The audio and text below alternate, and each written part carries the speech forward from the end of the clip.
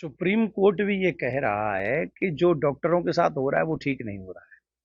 सबको अपनी बात रखने का अधिकार है और किसी भी प्रदेश में अगर स्त्रियां सुरक्षित नहीं है, बच्चियां सुरक्षित नहीं है, तो वो किसको कहेंगे कि सरकार अच्छा काम कर रही है। मैं इसीलिए हमेशा कहता हूं कि कम से कम 50-55 धर्माचार्य सदन में होने चाहिए, जिससे उचित और अनुचित का निर्णय सही ढंग से कर सके। आप एक बात मानिए इस बात को कि अगर धर्माचार्य होंगे तो वो बता सकेंगे कि हम लोग किस आध्यात्मिक जगत की ओर, हम लोग किस भारत की बातें कर रहे हैं। अगर हम भारत की बातें कर रहे हैं तो यहाँ कानून हमें वैसे बनाने पड़ेंगे जिससे सिर्फ हमारी बच्चियां ही नहीं, पूरी मानव जाति सुरक्षित हो। बच्चियां, आप कह रहे ममता बनर्जी कौन है? एक स्त्री है, एक देवी है, एक स्त्री शरीर में है। और स्त्री शरीर में होते हुए क्या उन्हें नहीं पता कि जब भी इस बच्ची के साथ में, किसी भी बच्ची के साथ में ऐसी भयावह है घटना घटती है तो उसके साथ क्या करना चाहिए, उसके साथ व्यवहार क्या होना चाहिए? क्या उन्हें नहीं पता?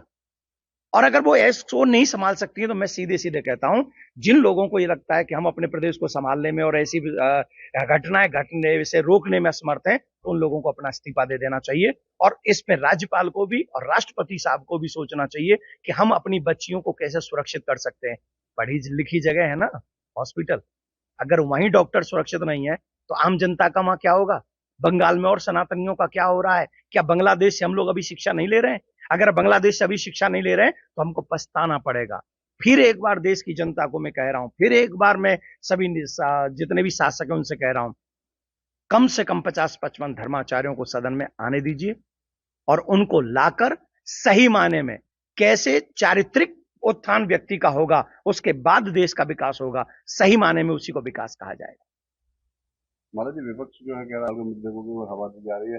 घटनाएं तो और भी होती है लेकिन उसके ऊपर चर्चा नहीं होती है। मैं ये कह रहा हूं, घटना कहीं भी घटे, अगर स्त्री के साथ, कन्या के साथ, लेडीज के साथ घटना कहीं भी घटती है, अब वहां सुप्रीम कोर्ट कह रहा है कि एफआईआर करने में देरी हुई।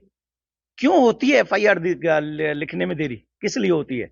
और क्यों कहा जा रहा था, मैंने तो अभी आके सुना है, मैं कनाडा में था, कनाडा में एक बच्ची ने मुझसे कहा कि आप यहां प्रवचन कर रहे हो, आपके देश में क्या हो रहा है?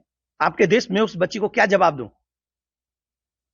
जब ऐसी घटनाएं घटती है ना तो वो प्रदेश नहीं पूछती, वो मुख्यमंत्री नहीं पूछती, वो पूछती है कि भारत में ऐसा क्यों हो रहा है। और इसके लिए बहुत जरूरी है चारित्रिक उत्थान।